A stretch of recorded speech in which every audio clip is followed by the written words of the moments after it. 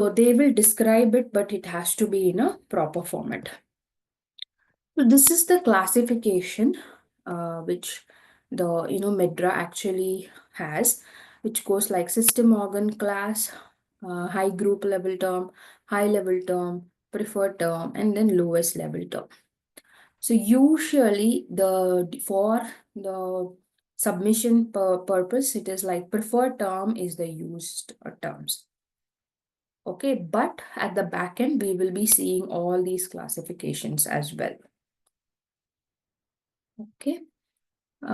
This is like a book definition of all of this. Like you can go through, I don't want to read the slide. Like lowest level term is like each is linked to 1 PT. I can show you the example, maybe that would help. So the lowest level term is like go from down. It is reported as feeling queasy. Okay, but the preferred term is nausea, and it is leading to high level term, which is like nausea and vomiting symptoms. And then the next level, it is like gastrointestinal signs and symptoms. And for the system organ class, it is like classified as gastrointestinal disorders.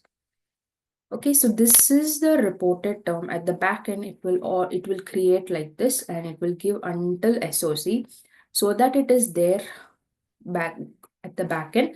But we will be seeing this nausea after the coding, that too at the back end. But we as data managers will be seeing only this feeling queasy in the database.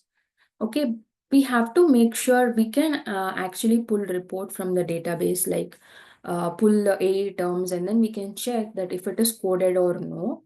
What we usually do as data managers is, we pull the reports from the database. We will check if the term is coded or no. If it is not coded, we send the uncoded terms to the coding team. They take care, because they are going to take care of the coding part. We are going to just send them the list of these. Okay, see, this is the uncoded terms which I'm seeing in the database. Make sure it is getting coded. Once it is done, they send us back, okay, it is done. And then we again cross-check in the database if we can see it at the back end. Then if it is fine, then we are just closing it. We are not going to document it. It is just internally, like within the team, which is going to happen. We are just going to be making sure that, okay, everything is fine. That's all. One step, we are helping them that, okay, we are just sending them the non-coded terms, and then they are doing it. If you ask me that they cannot see it on their own, yeah, of course, they can see it in their database as well, that these code terms are uncoded, but they have a lot of activities, or they will have a lot of, other studies and other things they can be occupied. If we have any timeline in our study and we want the terms to be getting coded at the earliest, we have to follow up with this process. Otherwise, it actually gets coded automatically. Okay, now another example is the reported term is pneumonitis allergic. The preferred term is alveolitis allergic, whereas it is getting classified as high level term in lower respiratory tract inflammatory and immunology condition. And then it is going to HGT to lower respiratory tract disorder, exclusion, obstruction, and infection, and then SOC to respiratory and thoracic disorders.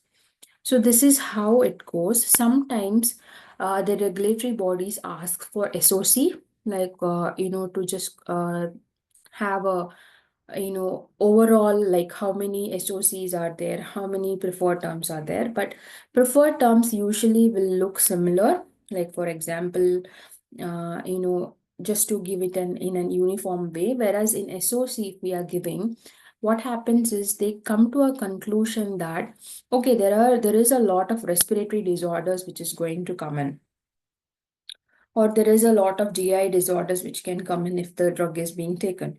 So that is how SOCs will be asked or will be checked for. But